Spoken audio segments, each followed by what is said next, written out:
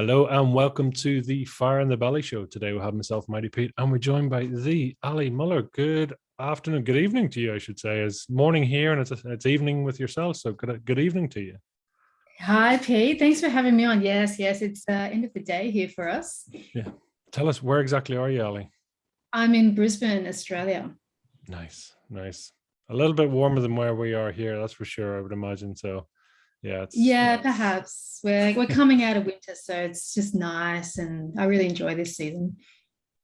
not like Ireland, which is basically just one long sort of winter season, but we'll not go there. So listen, Ali, welcome to the show. Tell us, who are you, what do you do? And well, now that we know where you're from, so what are you, who are you and where are you from? Or what do you do?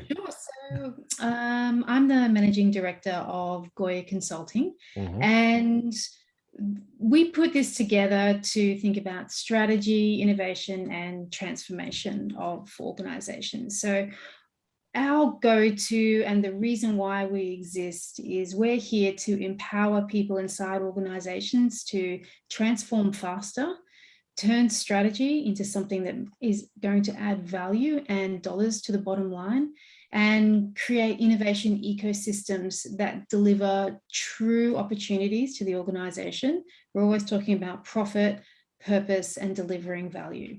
And that was the whole reason we structured this organization. Well, okay. And is it purposely in that order? Strategy, innovation, transformation. Is that the sequence it always goes in?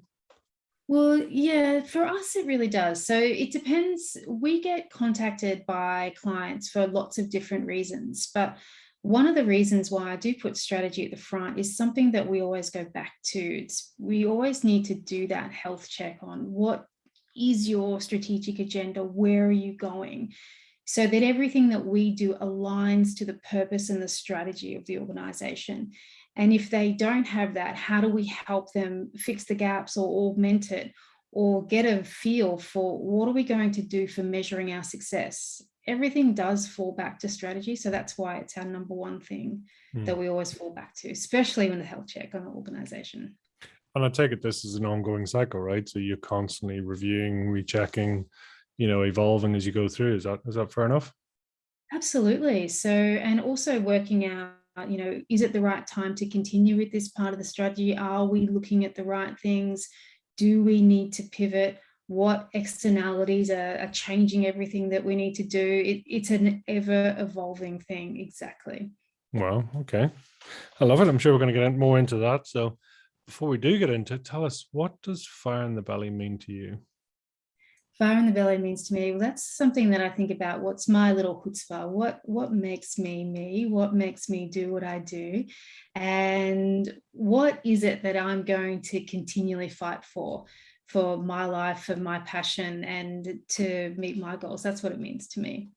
And do you have it? Is it part of you? Have you always had it? I think it's had moments where it's gone up and down in my life. I definitely have it. I definitely have a huge fire in my belly. I think though that's one thing I've learned over the years is to really sink into more of my intuition now that I'm a bit older, a little bit wiser, being through some of those trials and tribulations of life, and understand how to make better decisions that's going to allow me to get there. So, and some of that is about what are the battles that you're going to fighting the right battles. What are the things that you need to do to make sure I am going where I need to go? Because it's not always going to be a smooth path. It's not a linear journey.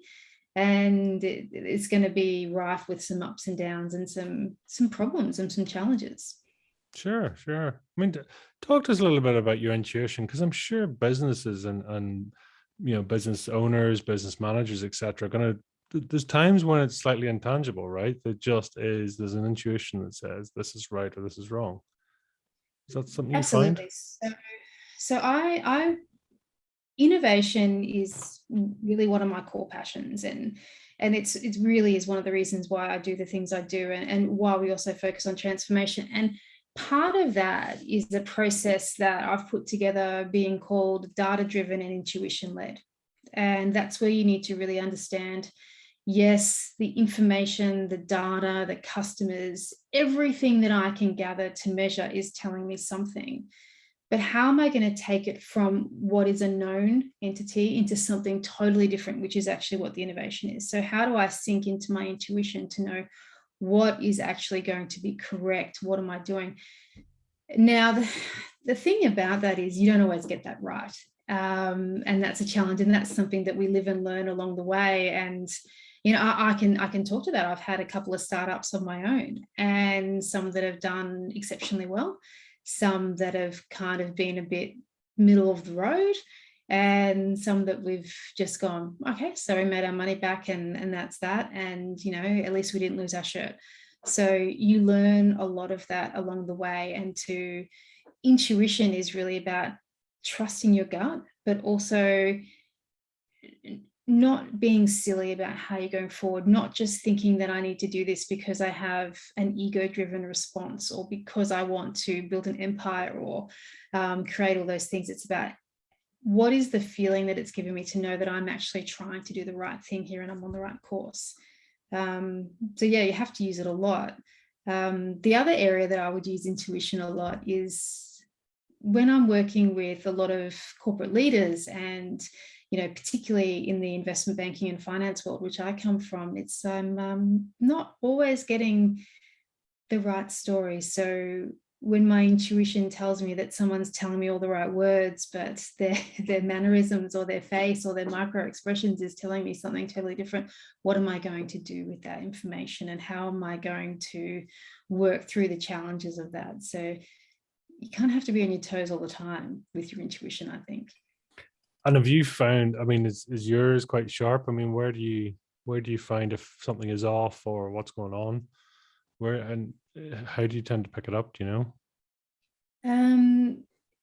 I think sometimes you know really fast. One of the things that I find is that I sometimes struggle with, you get a feeling straight away on someone that you're working with, or someone that you're doing a deal with, and the, you know, the little good angel in you wants to say, oh no, put those feelings aside, put, you know, give them a chance, it may not be right. But I have found inevitably that my first response and that initial gut feel has always been right.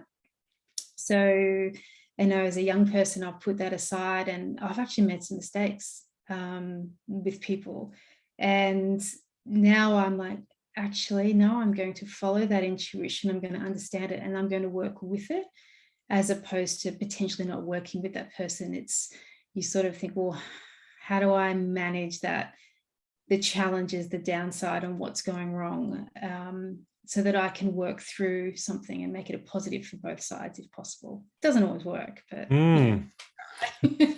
I mean, that's experience, right? You know, it's a lifetime of, you can't always necessarily point to where, but you just know, you know, and that's oh, I wisdom. think, and also, you know, I think we've all had those moments in our career when we thought, oh, I shouldn't have trusted that move or that person, or I made the wrong decision. You know, there's all these different things. You can't blame anyone, but you can always look back and say, oh yeah, I can probably see where I, you know, went wrong and went off course in retrospect, and what would I do differently next time. So it's just you've got the scars and the, you know, from time in the corporate world, and I think that's where it comes from more than anything else.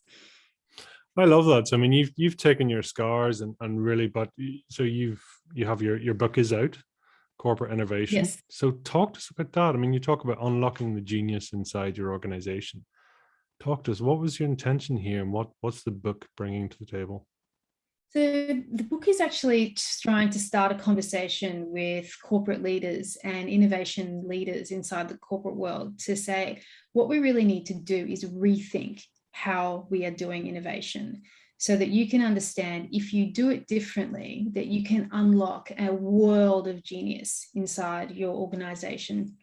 And the reason why I wrote the book is through years and years and years of experience that I have been consulting to the corporate world, giving them really large innovation ecosystems with my team.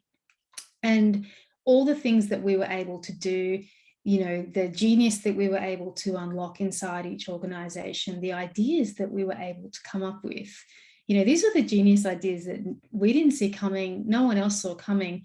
And I would struggle to think that anyone from outside, any consultancy, would have found them. And what we're really saying is, don't go to us or any other consultancy and ask them to innovate for you. Don't ever outsource your innovation. It's a really big mistake. Everything you need to know is already inside your organization. But what you need to do, you need to give them the tools, the frameworks, the processes, the structure, what I call minimum viable bureaucracy, and a definite different set of rules than what you do for any other project to allow innovation to occur. So the whole purpose of the book was really getting in and debunking some of the myths that I think that we've been living through with corporate innovation, and what I call getting rid of the demons that we have. So we try and get rid of that and then move through the innovation theatre so that we stop with just beautiful ideas, or we have hackathons and we stop there. And we work out that what I tell them is an idea is actually about 0.5% of what you need to do in terms of innovation, because an idea doesn't equal innovation. Ideas are really cheap, easy, and fast. They come everywhere all the time. It's actually what you do to turn that into something that is tangible, viable, and you can actually implement, that works with your customers. That will be the game-changing difference. So it really is that whole process of, let's get rid of all the stuff that doesn't make any difference, that we're not doing correctly. And then also, here's my 9-step framework to help you start thinking about this, so that it's not just all words. Here's something you can do immediately inside your organization to start thinking through a new process for corporate innovation. Can you give us an example maybe of somebody that's gone through this, or what it might look like for an organization? Where would they come from and go to?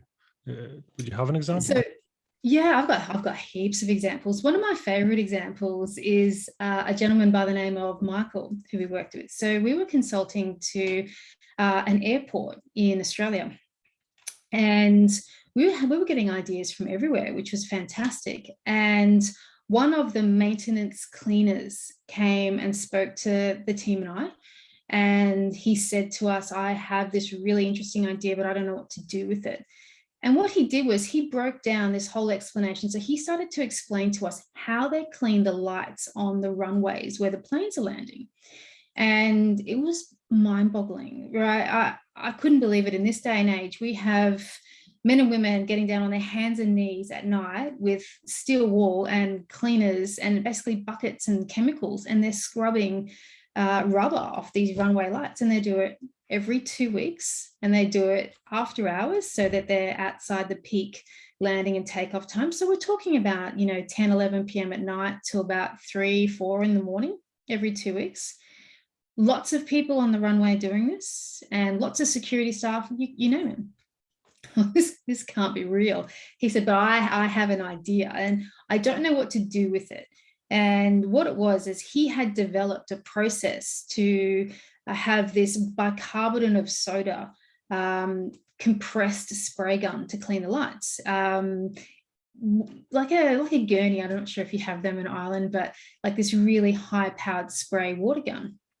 And he built this little design to say, I think this could really work.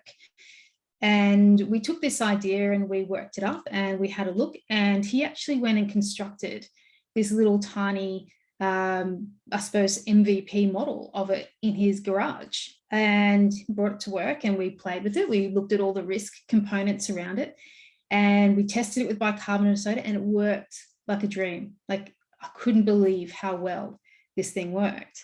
And so that gave us the impetus to say, well, let's go and do a really commercial industrial design. Let's bring this up to see what it would look like to work at scale.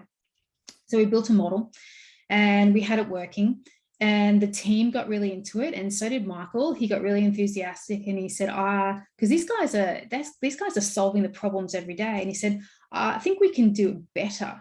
What we could do is attach it to the back of this vehicle. We could build in all the visuals and the automation so that we never have to leave the vehicle. We can see exactly what's going on. We can basically build a semi-automatic robot style arm to spray the lights. And that's exactly what they did.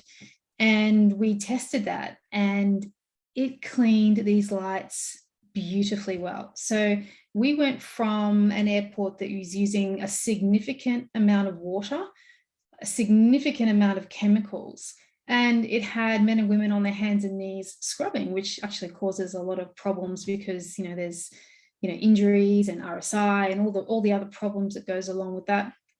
And the other one is that when they get out of the vehicle to scrub, they're not in contact with the tower anymore. So it's actually a little dangerous. And so when we tested it, they stayed in the vehicle. We could use half the staff, and we didn't need any of the airside officers. We needed one vehicle instead of multiple. And we were able to use one bag. It's like about a 25-kilo bag of bicarbonate of soda, which cost about $20 US, which was significantly cheaper. And we used about a tenth of the water. So we looked at all that, and those costs alone were astronomically amazing. The efficiency, the cost saving. And then we did some testing over time, and we looked at it over a larger period of time, and we worked out that not only was it cleaning the lights better, so those big lenses on the runway, that we don't need to replace them as often. The rubber seal was working better because bicarbonate of soda didn't erode it like other chemicals. And then that actually saved the IoT device that sat underneath the lens. So we didn't have to replace that as often because there was no seepage of water and erosion of the seal. So we just kept on compounding these benefits over time. And we went from what sounded like a crazy idea, what do we do with some bicarbonate of soda to clean some runway lights, to a 7-figure cost-saving solution that they now have significant IP around this patented model that sits on their balance sheet from an airport. So this is the genius that you can find when you actually dig into the organization. You give them a process to work with it, and you realize that it can come from anywhere. You never know where it's going to happen. And the reason why I use that example is quite interesting, is because he sat on that idea for years because he didn't know what to do with it. They could have had that years earlier. Amazing, right? Sometimes it's the simplest things, right? It doesn't have to be groundbreaking or, sort of chemical nuclear physics. Sometimes it just needs to be super simple. Take the time, right? Well, that's it. And well, I have a thing that I talk about with all my clients, is that there's a misnomer that a boring problem begets a boring solution. Well, I think we need to turn that around. I think boring problems can create the most exciting solutions. And we also have to get past the fact that innovation doesn't equal technology. Innovation could actually be anything, and it also doesn't have to be sexy either. Again, it could be anything. It's about what's going to add value to the organization, to the people, to the customers, to everyone in there. And what do you see there as the part of the genius within that example? What is the genius part, do you think? The genius is that, for me, every time I go to an organization, I see the same thing. You've got amazing people, no matter what level of the organization they are, solving a problem every minute of every day. They may not understand what they're solving, or they may not understand what to do with that or how it connects with everything else. But they are solving your internal customer's problem or your external customer's problem. And the problem with that is we don't gather that information very, very well. We think we do, but we don't gather it. And then we set aside a separate area of the organization, who's kind of like set aside, and they're set on high, and we talk about strategy and what that means and how we're going to drive the vision of the organization. That's all great. Yes, we need that. But we also need all these genius ideas from everywhere else in the organization to actually fulfill that strategy, to make our customers happy, to give them what they want, and to create those step changes that are going to make the real differences. And I think that part of that is missing. We know it, but organizations don't give them the rules, the frameworks, and the structures to play in that space. Wow, I mean, the simplicity of even as you talk about it is wonderful. It's capturing things that are potentially right underneath your nose, right? It's that, it's clever management, clever leadership. Which is it? I don't know, or just teamwork. It's everything. It's all of the above. But every organization, like on the majority of them, will say, well, I capture ideas. I have a spreadsheet, or I have a repository. We get them to put them into a portal. We do something. But the majority of times that's where it stops. Like, what happens then? And what we do is very, very different. We make sure all the ideas are completely transparent to everyone in the organization. I believe that transparency engenders trust. We need people to see what's going on. And then we can see what's happening with those ideas so they don't hit dead ends. The challenge for that, there's always a downside. The downside is not every idea is viable. Not every idea can be done. And we have to be very clear about how we prioritize, how we choose, how we allocate budget to the right ideas. Not everyone is going to agree with that. They never do in any organization. But at least they have transparency. They can see what's going on, and they can see where each idea is being moved to and how it comes together. I just sitting here, I mean, it's sort of almost the reverse of, like almost, it's like a business startup program or a vulture fund type thing, whereby 10 will set off, 7 may not make it, 3 may do okay, but 1 or 2 will fly. And it's almost the same here, right? Because you got to investigate and you got to turn over a few stones. Some may be viable, some may be not, but you got to at least go through the exercise, right? Absolutely. It is a bit of a numbers game. So, how do you triage the ideas when they come in? How do we trust it with the right people so that we are getting a view of what could actually happen?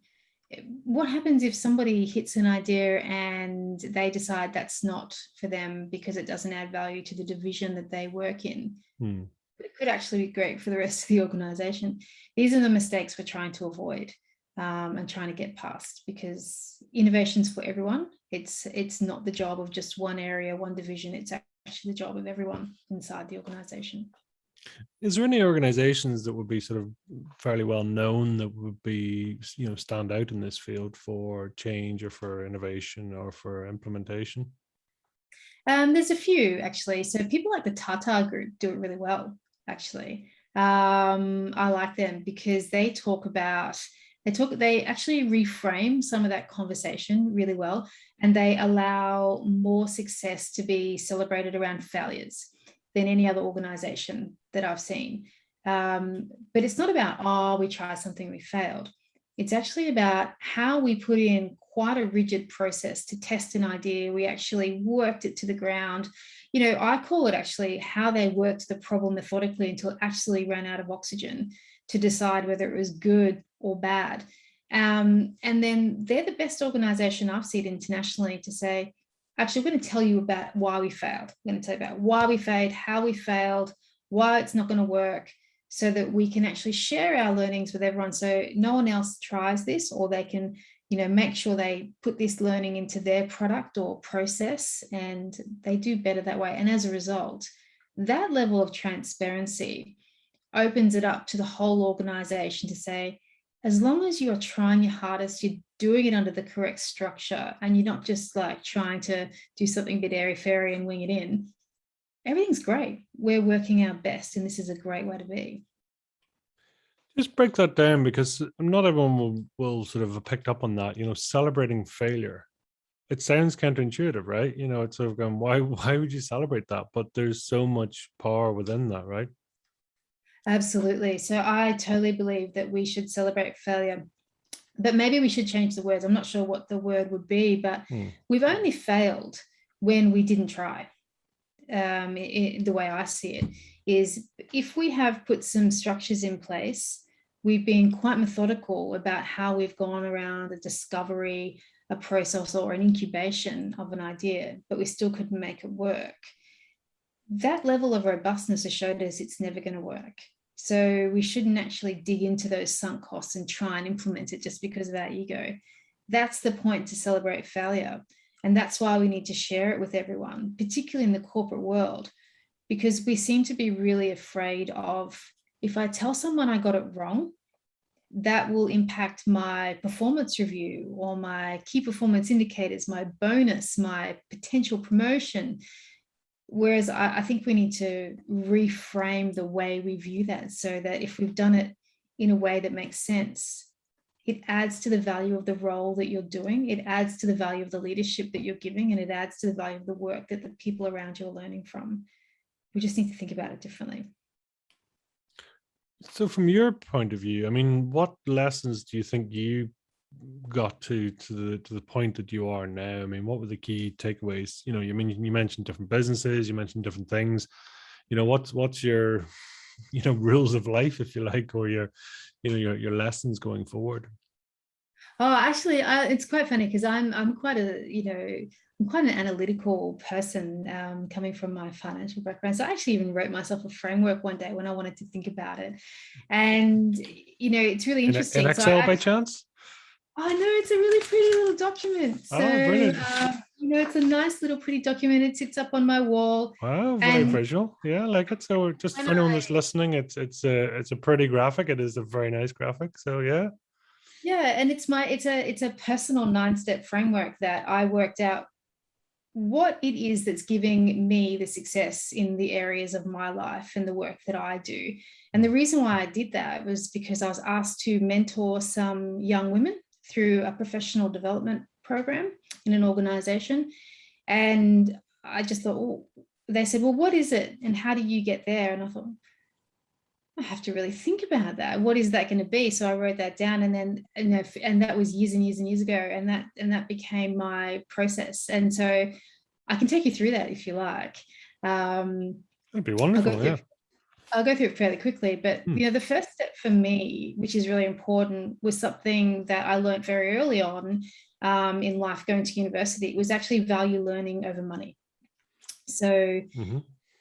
don't drive into things that just because you think they're going to get lots of money. Actually think about, personally for me, what am I learning? What am I going to be able to take from this? And I think about that with everything I do. So I have this process with my staff and me, which is that, because we're consultants, is that if we're not earning, we're learning.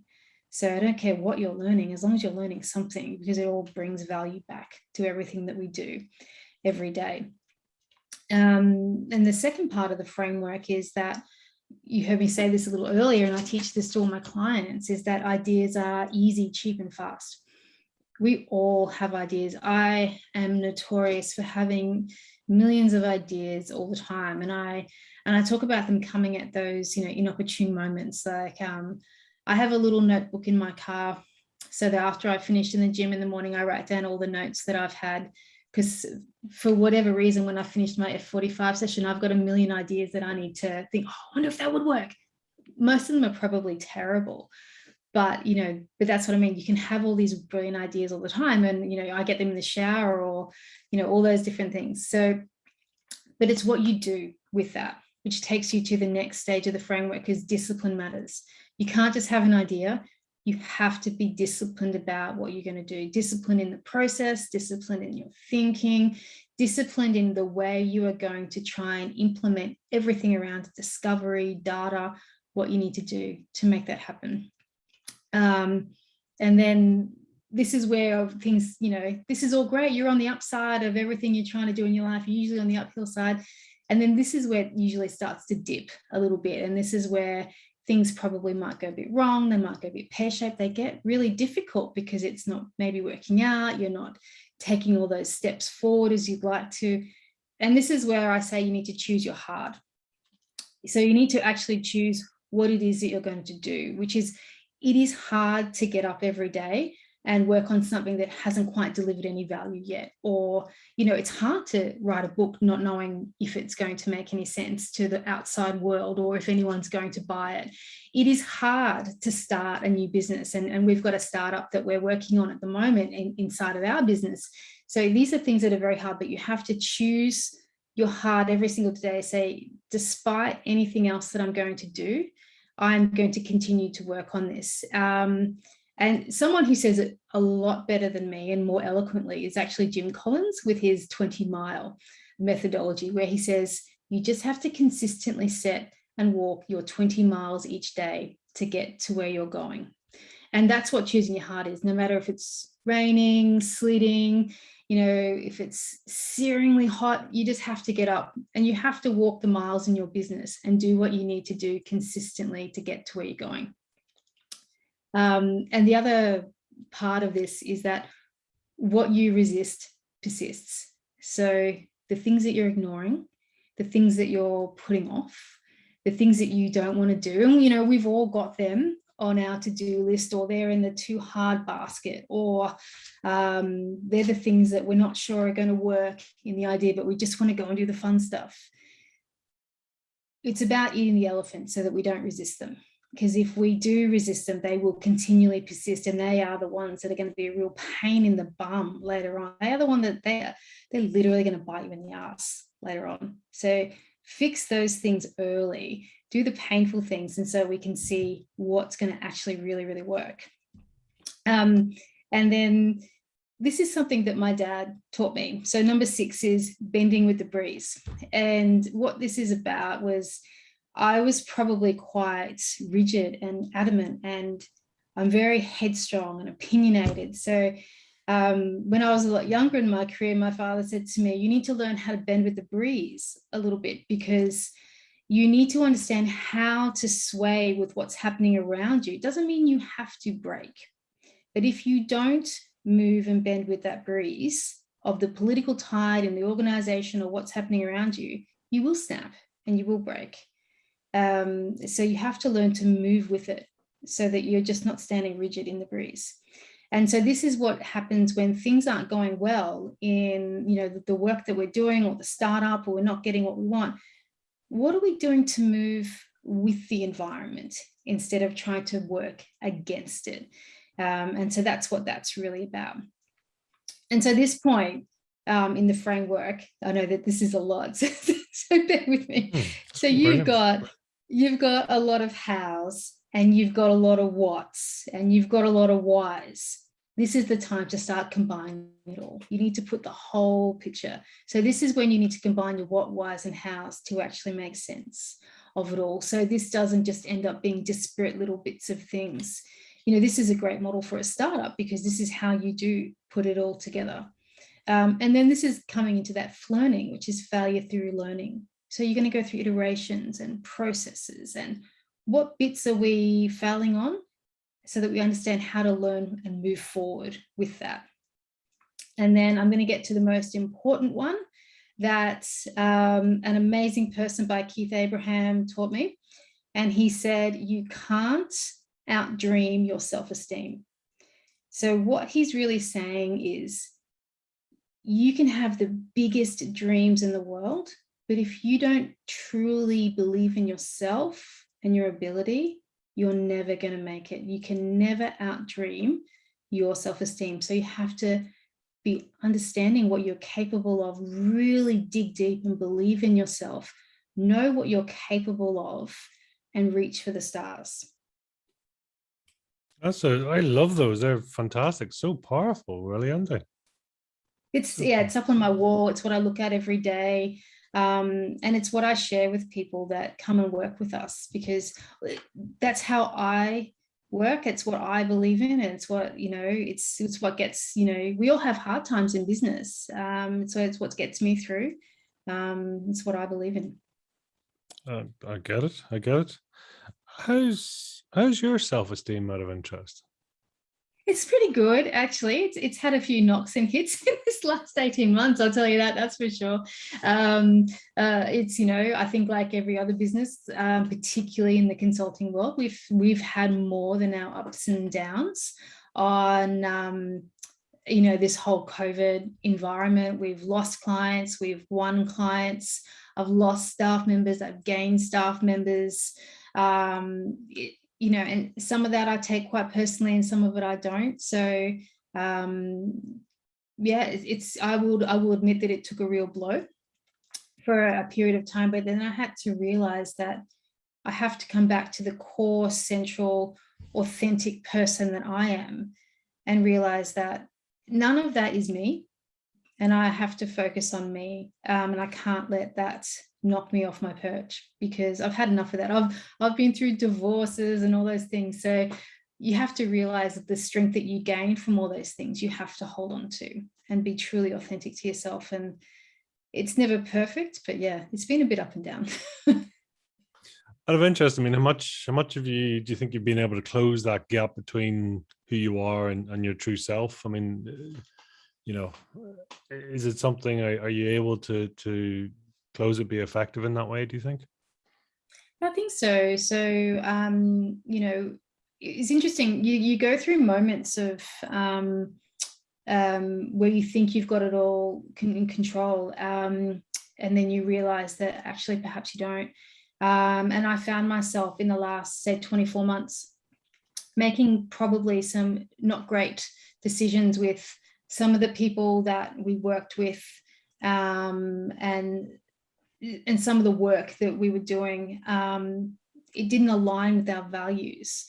And we probably took it on based on that, this is a need, this is a really hard market where, the world is shutting down, all these things are happening. This is a should moment. We should do this.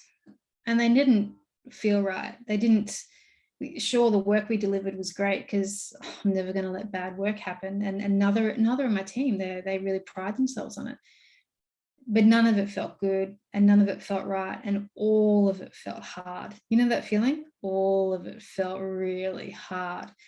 And so we just had to have that come to Jesus moment to say, what are we really doing here? Like, is this right? Is this right for our business? Is this who we want to be? Is this how we want to work?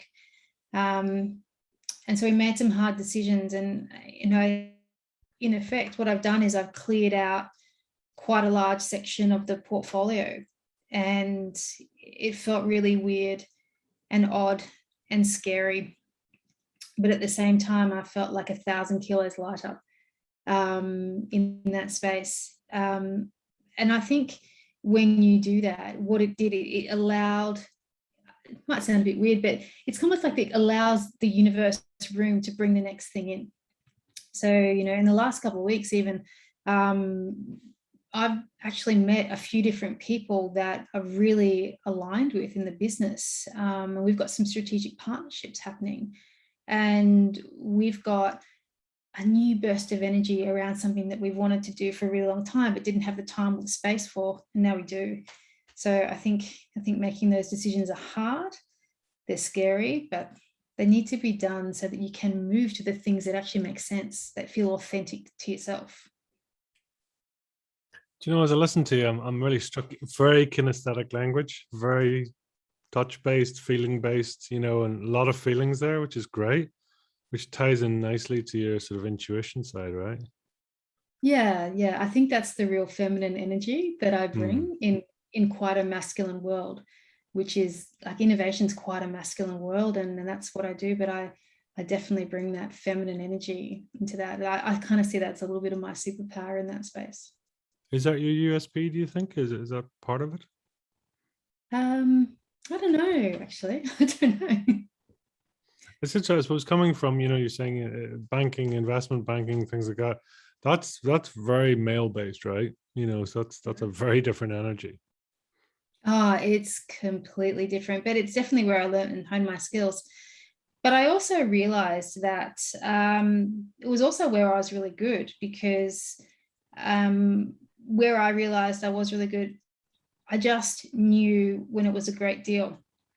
And that's part of where I work really well inside the corporate environment.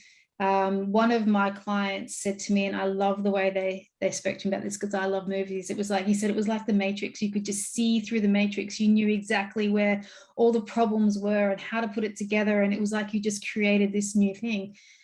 And I think that's that, that whole masculine world of the analytics and what's going on in that space, and that feminine energy of just watching, looking, seeing, and understanding what's happening with everything, the people and the movements, and trying to put it all together.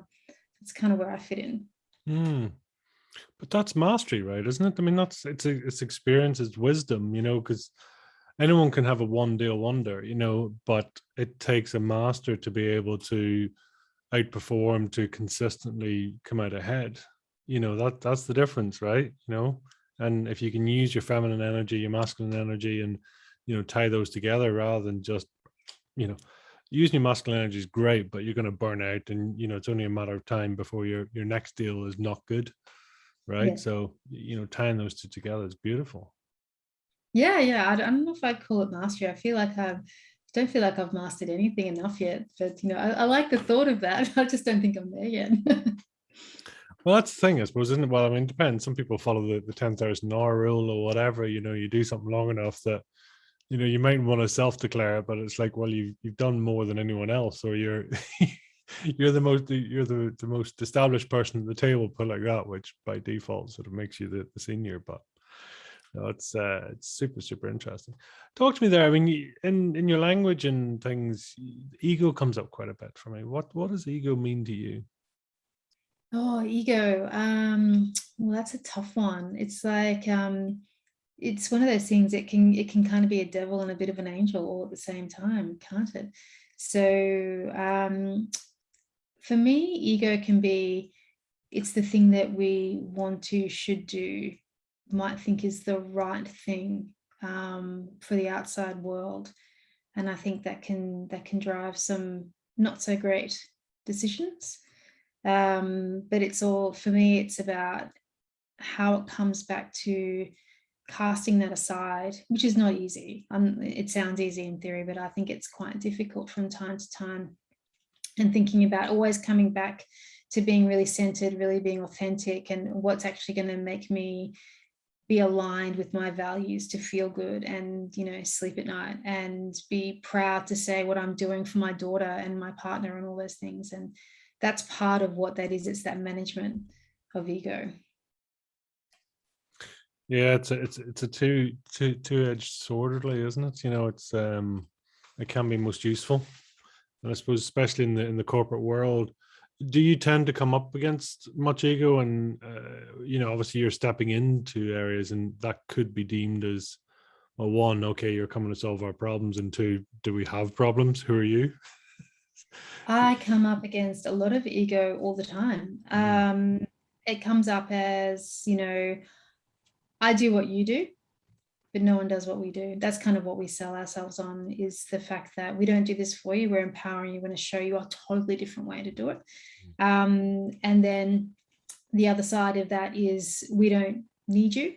And the other side of that is we do a lot of advisory for boards and strategic leadership teams and the C-suite in really large organizations. And the ego poses itself in a manner of, I don't really want you to tell me. I just want you to validate my opinion.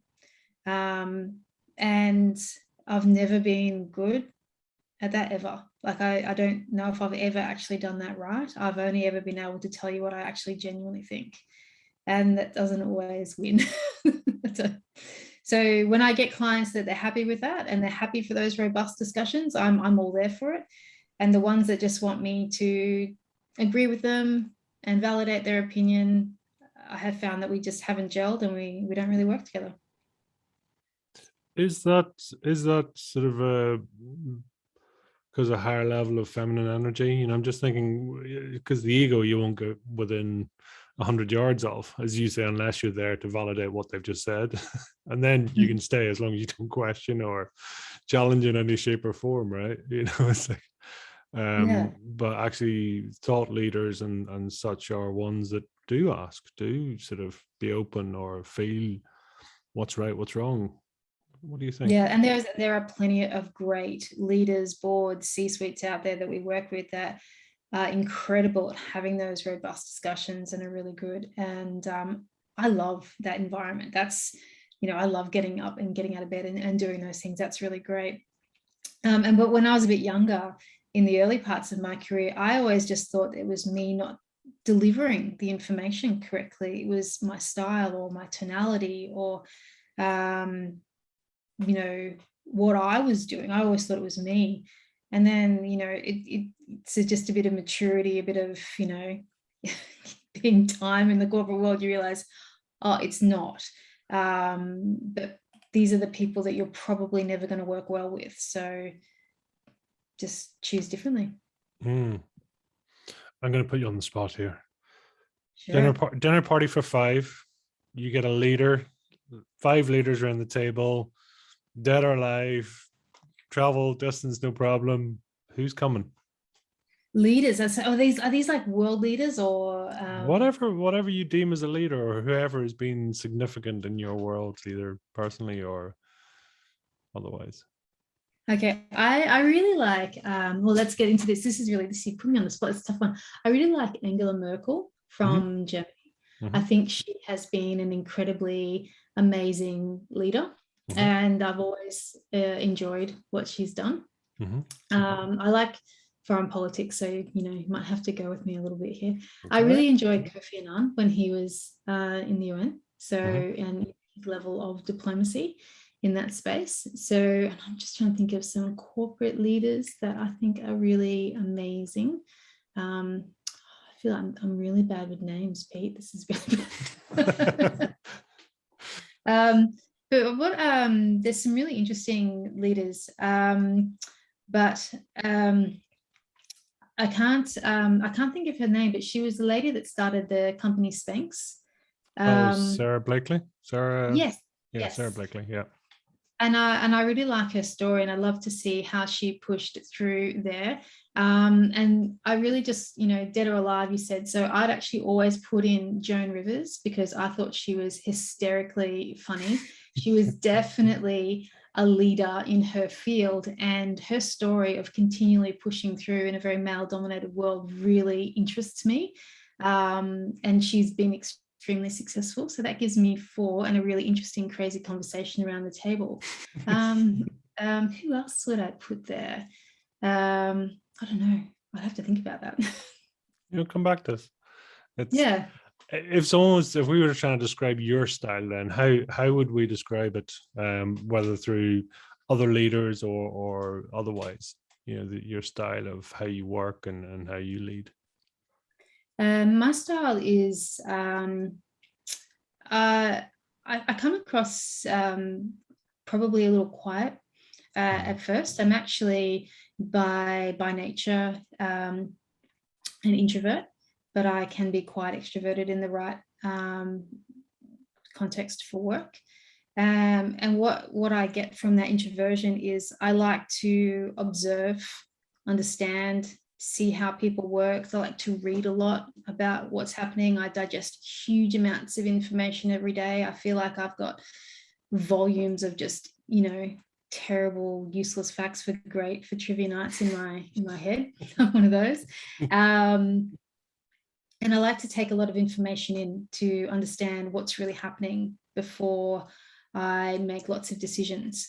As a leader, I would hope that I am really empowering to the people around me. I love to, a lot of people say it, but not everyone does it. I love to get people that are much smarter than I could ever be, really awesome at what they do, and empower them to be amazing and great. So I have some people that work with me in Goya that they have skills that I just don't have at all. And for some people that would probably be quite scary. They'd see that as threatening, but in the reality is I see that as they are delivering a whole core component of things that I can't do, and they're amazing at what they do. And I let them lead massive programs of work, complete client relationships. So I'm hoping that I'm empowering people to grow, develop, learn, and be the face. And I'm supporting them on that. I have their back. And I believe in, huge amounts of transparency, being super authentic, and giving people a safe space to vent when things go wrong. Like, come and bring me every 4-letter word that you've got a problem with, and, vent it all out. And then we'll go and work out the problem, knowing that I've got your back. That's how I would hope my team sees me. Oh, wow.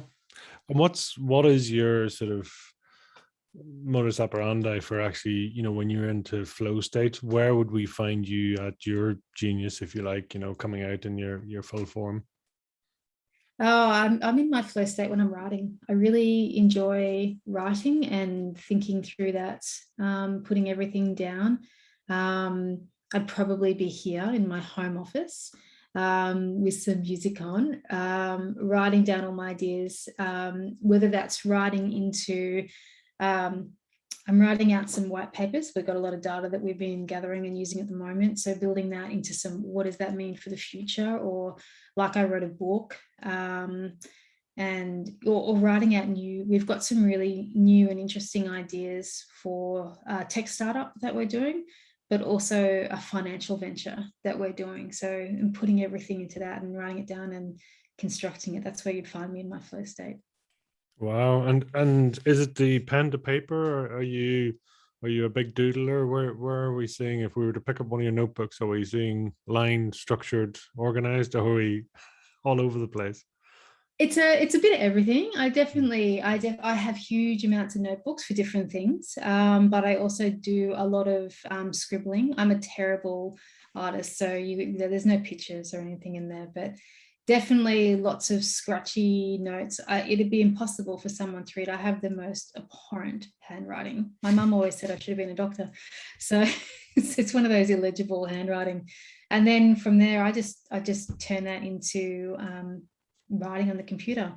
So yeah, I'm a bit of a scratch down my notes on paper, old school, and then write when I want to write.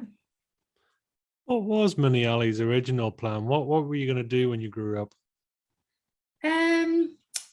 Many years ago at school, I was going to be a writer, but I don't. And actually, I was going to be a ballet dancer as well. I was all down the path of that, and then I don't know. I got excellent grades at school. My father was an academic. And, quite rightly, he said, go to university and use it as an opportunity to test your thinking and see what you wanted to see.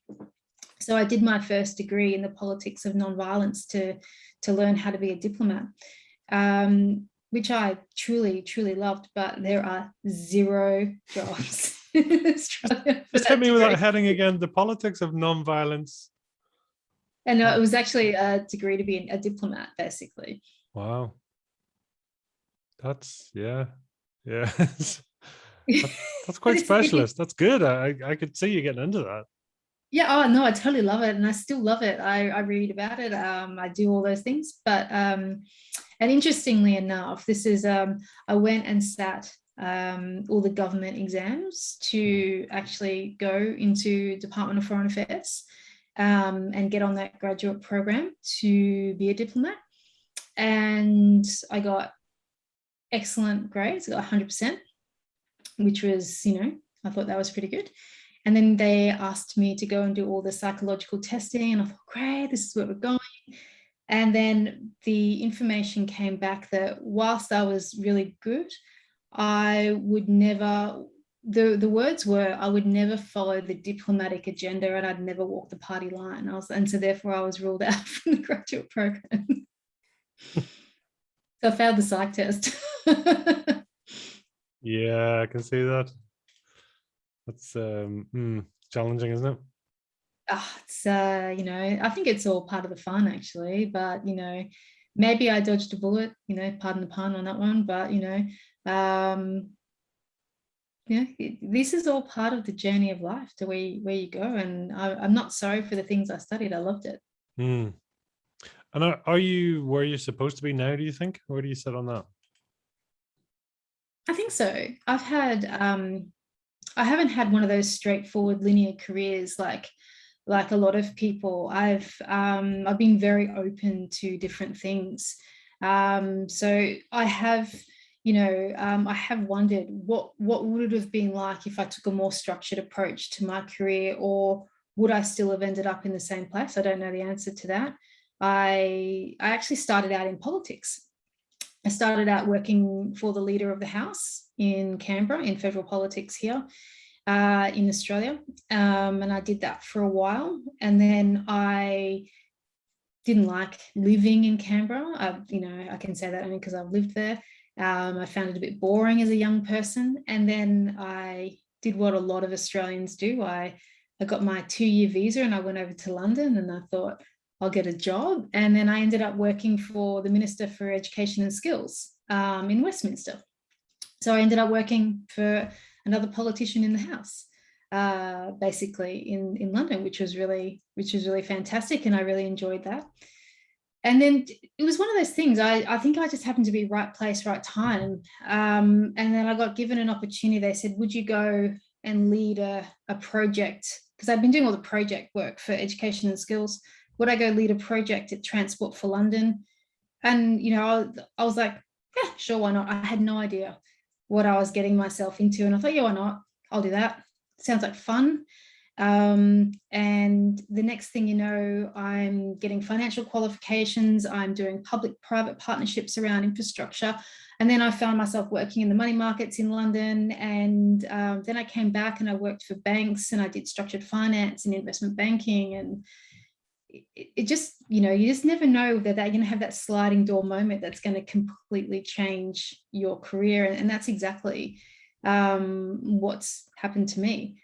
And then I ended up there in mining, doing mergers and acquisitions. And, you know, I've had a sustainability startup as a result of that. And I have just found myself being open to opportunities and taking them. And that's why I think I ended up being good at what I do today, putting all those learnings together.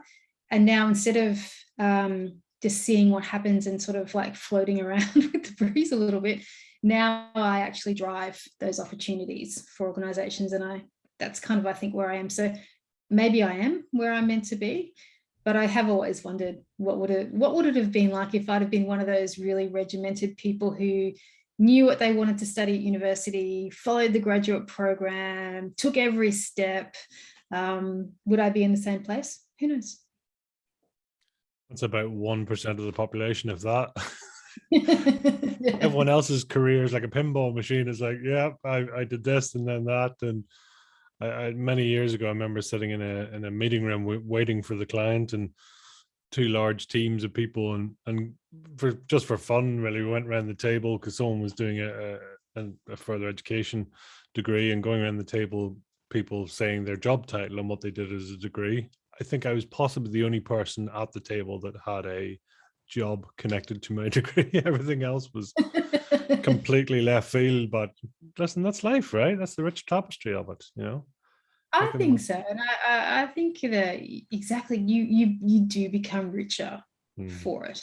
I think of all the wonderful things I've learned along the way, the wonderful people that I've met, and it's taken me lots of places around the world. So it's been great. How are you with yourself? I mean, are you good to yourself? Are you able to always see the good side of it and get yourself up and going and sort of see the positive, or where do you sit? How's the voices? How's the voices? I'm an optimist. I you know, and I definitely, don't be wrong. I think sometimes I can be too hard on myself. I have super high standards of what I want that delivery of everything in my life to look like. So I think I can be a little hard on myself sometimes. But so optimist verging on perfectionist. We're on that sliding scale, it seems. Yeah, pretty much. Yeah. Oh, you know, yeah, you've got to be really honest with yourself, haven't you?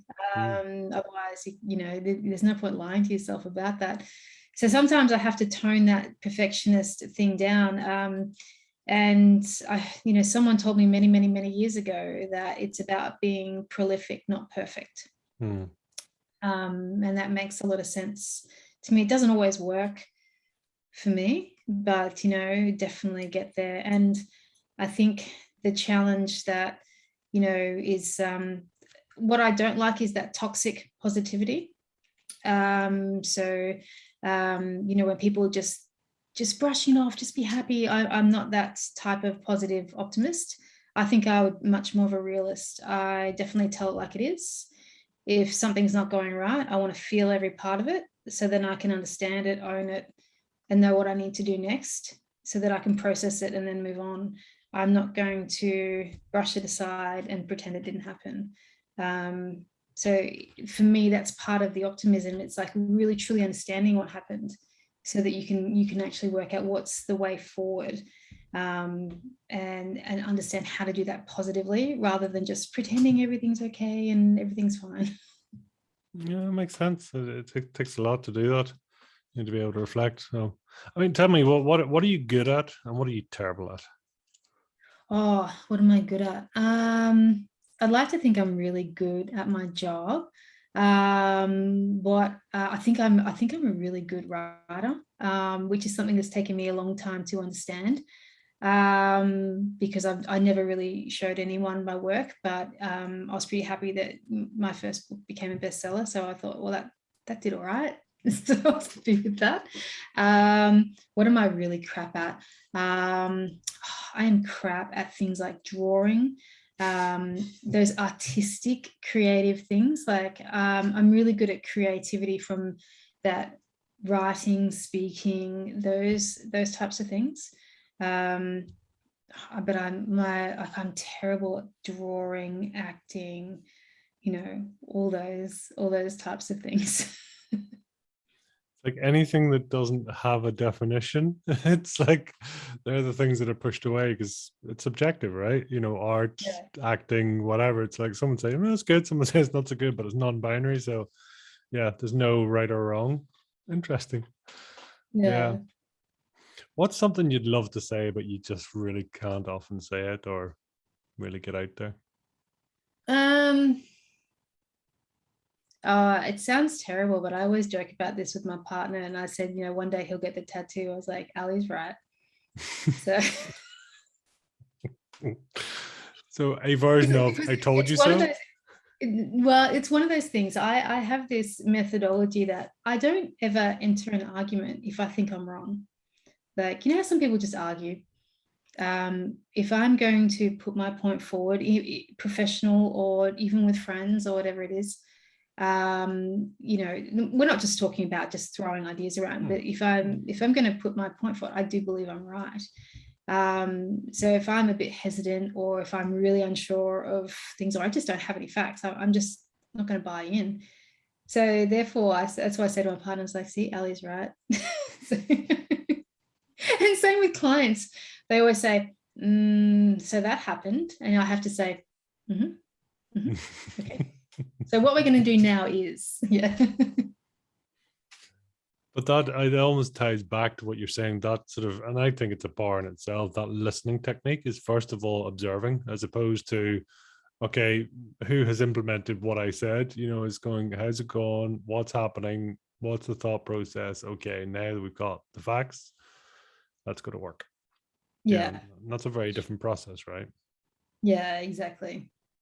And to me, that takes maturity. I mean, that's the point, is as you say, to go into a client and sort of saying, right, I'm bringing all these ideas. It's and I've I'm inspired by those sort of the three words that you use, but the last one being transformation. Because anyone can inspire and anyone can motivate, but that doesn't mean it's going to transform, right? Because motivation is great; it'll last to the end of the day. Inspiration will last to the end of the month, but transformation will last a lifetime if it's done right. Yeah, but not only that, transformation is more than about one person in an organization. It's about all the people in the organization. So and where we go wrong, I think in many instances, particularly with strategy and innovation, we entrust it to a very small number of people and we skill them up and we do lots of amazing things with them and then they leave. Like, why wouldn't they? They're either poached, they're looking for the next promotion, they're looking for the next challenge, they go and they do their own thing, whatever the case may be. It's all right, but transformation is about creating a pervasive, scalable and repeatable culture of that process inside the whole organization, not just with a small number of people. And that's what we need to do. And that's what I love doing. And that's the focus. And that's why I think we make a difference, because we're not just like, let's do this one little piece of work. No, actually, let's build a whole ecosystem to make sure it really works over time. That's always an interesting one. I mean, and I'm sure a lot of people will relate to that. Whereas, people say, well, why would I invest so much in my staff? Because they've got two legs and they can walk out of here. Mm-hmm. It's that thing of going, where do I stop here? Because Is it a trust issue? Is it a big picture issue? Or, where do you sit? What's your thoughts? I think you should really invest in your staff. I think your people are your biggest, greatest, and best asset. And I think it was Richard Branson, I could be wrong there, I'm terrible with names, but he said, like people concerned about investing in staff, but what if they stay? If you heavily invest in your staff and they stay, you've created an even better asset than you had before. And if you invest in them and you love them and you treat them like they are the best asset that you've got, why would they go anywhere? The majority of them will stay, because you are continually developing them. You're growing different ideas. You're helping them challenge themselves and the people around them. And you're giving them the tools that they need to do their very best job. And I'd add one more thing to that, it is becoming a lot more pervasive in organizations now. And it's definitely at the strategic table for boards, which is profit for purpose and innovation for purpose and adding purpose into the organization. And when we do that, we add greater value to our people and they get a better culture and better engagement in the work that they're doing. So we need to think about how we do those intangible value adds as well. That's really interesting because profit for purpose and even innovation for purpose, there's a lot there, right? Because otherwise you can say, yeah, listen, it's great ideas, I'm going to implement, I'm going to do this, but what's the overall ethos? What's the purpose of the company, right? Because otherwise it's a bunch of people who get jacked up on an idea and go crazy and listen, may well be very successful, but what the hell is the point of it all? Yeah, exactly. And what are we doing? How are we either adding to the collective good, or how are we making the world a better place?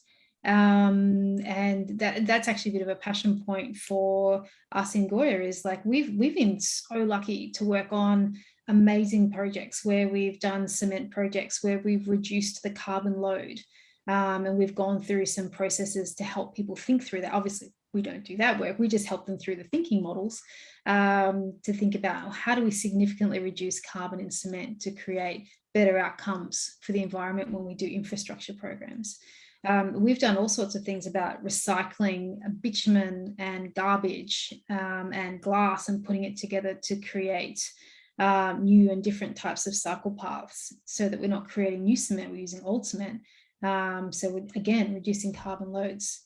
All of that is a for purpose opportunity, because it's actually fulfilling the needs of the environment and how are we going to create a better world for the future around us. So it's amazing. They look like really dirty companies when you think about a lot of these companies, like from like what they do, but the people inside them want to do it better. And so if we give them that opportunity for purpose, they really do come out with these amazing ideas. Like, who knew you could blow carbon off cement in the manufacturing process? Well, these engineers did. So, we just got to give them the opportunity to do it. It is like that Michael idea, isn't it? And sometimes it doesn't have to be rocket science and earth shattering. Sometimes it's the little things that may sort of add up to make the big change. Exactly. That's exactly right. That's so powerful. Are you at a stage in your life to know your purpose? I mean, is it part of that, do you think? Do you know your calling? No, I don't actually. I don't really know what that is. I've always wondered about that. I didn't ever feel that I was put here for just one thing. How some people just have that one really amazing genius and they follow it their whole life. That wasn't me. I don't really know what my purpose is. So I'll just keep going along, chugging along, and delivering value and being happy, I suppose. That's a purpose in itself, is it not? Yeah, just to deliver value and be happy. That's an awesome purpose. Yeah. No, it's different. I mean, different people are at different places, and really where what it means for them, and I mean, do you forward plan? Do you sort of see where you're going to be in 5 years, 10 years? Do you visualize, manifest? What's your creative process? So I write it down. I don't do 5 years, but I definitely do a 12-month and 24-month. Where do I want to be at the end of that process? and the analytical side of my brain comes out, and I write it down. Like I can define figures, numbers. So I can talk about, how much money that I would like to have in revenue in the bank, and like how many clients, how many projects we want to deliver. I write it all down, and I actually do it all personally as well. So I do one for work, one for personal, and I stick it up on my wall and I look at it every day. Yeah, that's what it's all about. It's all about the creativity and the to talk to me about the writing process for your book. So to be fair, I got a writing coach because I thought, if I'm going to do this, I don't want to completely mess it up. I haven't done this before, and I'm a big fan of learning. So I didn't want to pretend that I was just going to be this amazing expert. So, and I got a book coach to help me build out the framework of what the structure of the book should be from an energetic flow. And, so that we can think about, because the content was all mine. I had this, and it was probably more about just putting it in the right order to take the reader through a really nice sequential energetic flow to get them through the book. And once I worked out what that was going to look like, and then I named all of the chapters just by title, and I put them in order. And I literally just sat down and wrote for about 6 weeks, and that was that. And it was simply because I wasn't creating anything new. It was almost like I was brain dumping years of my work and my stories and my way of doing things and all the models that I use at work. Obviously, they're quite condensed, that you can't get all that information. But it's everything from how I think about minimum viable bureaucracy, which is something that I use, how I put incubation teams together, what I believe an innovation leader should look like, what are all the demons, what are all the myths, and everything just laid out. And it was quite a cathartic process to get it all out of my head. And I got to the end and went, I didn't know I knew so much. And that's the thing, right? If that's the genius coming out, right? You go into flow state and the genius comes out to play. And as you say, that the book just spills out because, written in 6 weeks in a lifetime to think of it, or to yeah. I mean, don't get me wrong. It's not easy. It was really hard to do. And then you get days where it just flows out, and other days where you think, oh, this is terrible. Everything I'm writing is crap. I didn't find it easy, but it was it's very enjoyable though. And then obviously then there's editing and rewriting and all the things that go along with that. That's the painful bit. The writing bit's lovely. It's like before writing a book myself, it's like, oh God, 50% of this is all about writing the book and then a bit of editing and then marketing, right? Now I'm like going, I don't know. For me, it was about 5 to 10% is the writing the book in terms of effort. The editing was, that's just not my forte. Yeah, I had a good editor, so thank goodness for that. But I got really nervous because sometimes things would come back and I'd say, oh, you didn't really do anything. He goes, no, that's fine as it is. And I'd get really nervous because in some areas there just was barely any editing, and I was like, oh, is that going to be okay? But no. So he was just said, some things you just don't change and others you do. That's a bit of the perfectionist gene coming back out again and going, oh, what if. Yeah, it was there, that's for sure. There was a few little meltdowns, that's for sure. But that's great though. I mean, that's the whole point. But at least also it's authentic too. It's your words. It's there. Bar the topping and tailing. It's in principle it stayed as is, which is lovely. It's a nice way to be, right? Yeah, no, exactly. And that's what this editor that I worked with is all about. It's actually about how does he make sure this is your voice? And he's really only trying to make sure that it's written well as opposed to changing it. I thought that was great. Awesome. So what's something out there, I mean, whether it be on the bucket list or otherwise, it's coming up that we can help to manifest for you? Is there a second book? Is there a whole new thing? Or what's out there? What's out there? I don't know about another book. I'm not sure what I would write about, except there's a few topics, but I think they'd be a bit heavy. What I'm really fascinated about is, and I've always loved movies. I'm a bit of a cinephile, and there's lots of things like that in my book. Some examples is that really fortunate to start some work with the certain areas of the film industry at the moment, and we're in the really super early stages of looking at a new film investment model to create investment for different types of films with different investors, and putting that model together is something that's really different from how they do it today, so that you don't just invest in one film, you invest in many films at once, hedging your bets a little bit, but also allowing to shift the risk across a number of different films from a commerciality perspective as well. So early days playing with that. I love film, can't act, probably could never write anything fiction, so I'm going to play with it in this space, the space that I know. Absolutely, yeah. I was going to say, why not? I mean, it's almost like filmmaking / Bitcoin, digital currency / creativity / I don't know, the whole lot. It is funny how in some ways, you're saying the creativity is and the writing is there, but yet in the outward performance it's structured. I don't know, there seems to be a bit of a inner and outer game going on there. The inner game likes to be sort of go play and create and come these things, and but when it's presented it has to be listed, structured, formatted, pretty diagrams, all the rest, right?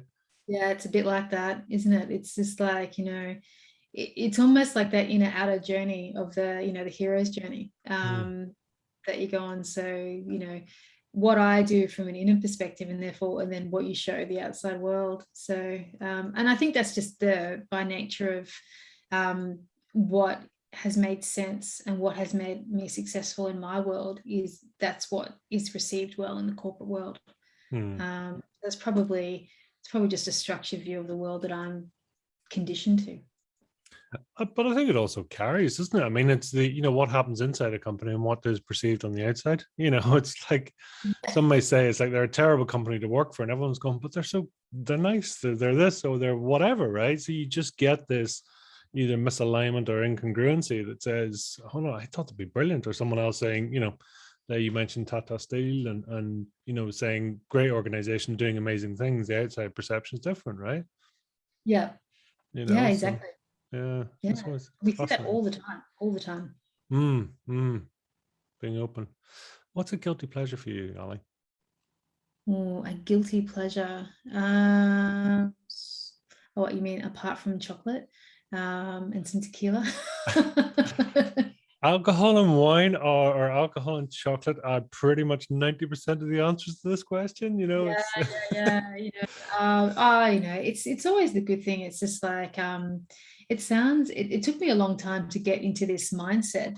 Having, I'm divorced, and so I share custody of my daughter with her father. But so on those weekends that we don't have her, it's that just bottle of champagne, some chocolate, a movie, or some music, or some jazz, or something, and talking. It's just like, and it's almost a guilty pleasure to go, I'm relaxed because my child's not here. It makes me sound terrible saying it out loud, but I'm sure many parents could understand what I'm saying. Yeah. Love my kids, love to see them go. It's like, I think that we all need some downtime every now and then. No, it is. What leisure and pleasure, what does that look like for you then? Leisure and pleasure. So, well, if this world gets back on track, particularly in Australia, travel is a huge, big thing of mine. I do really love that. And I, fortunately, we're lucky in Australia. I do love getting into the great outdoors, love the beach, love going bushwalking. So that's all really exciting. And just, I don't know, I love my fitness as well. So I do quite a bit of that. That's something I work at, almost every day. Makes, I feel good and I feel safe when I do it. So is that like a bit of a therapy for you? Is it just to stretch your head, stretch your muscles clearer? No, I actually, I think it comes from being a dancer for most of my young life as well. I just really enjoy movement. And, yes, if you are stressed, it's an amazing stress relief, but I just feel better every time I do it. Mm. So, but now I do like F45 and weights and things like that. So it's a, you know, when you get older, it's good to feel strong. Mm. No, listen, I mean, I get it. It's, happy body, happy heart, happy mind, it's all intrinsic to each other, right? It's Exactly. you got to keep. What sort of dancing did you do when you were young? Classical. Very good, very good. Yeah, I Oh, loved it. yeah. Oh, fun. That's hence why you were thinking of being a ballerina when you were. Yes. Yeah, makes sense now. It all. Probably wouldn't have been my thing, but you know, we've all got a dream as kids, haven't we? Absolutely. That's what it's all about, totally. Yeah. So tell me, if you were to try and summarize your fire in the belly in one or two words, what would they be? Say that again. Might try and summarize Your fire in the belly in one or my two fire words. in the belly. It's my chutzpah to make my stamp on the world. I feel like it's almost like my indelible ink on the world. That's my fire in the belly. Nice. Like it. I like it. So tell us, where can people reach out to you, follow you, track you, hunt you down, stalk you, any of the above? Yeah, they can find me on my consulting site, so goyaconsulting.com.au. You can also find me at alimuller.com. I'd love you to grab a copy of the book and read that, that's available on Amazon and Barnes and Noble and Book Depository.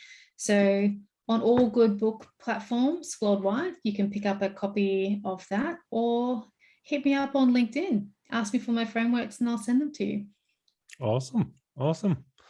And have you a final message you'd like to leave with our listeners? What I would say is that we all need to look for our genius. It took me a long time to understand that, you know, that was part of what I'm really good at, helping other people understand. I think it's part of our role to find it in everyone. Well, powerful. Ali, listen, thank you so much for your time. I really appreciate it. And fantastic book, and everything's out there for people to read and pick up. So, just to shout out the name again, so it's Corporate Innovation. So INNERVATION, unlocking the genius inside your organization. So, Ali, thank you very much. I appreciate it. Thank you very much, Pete. It's been fantastic. You're welcome.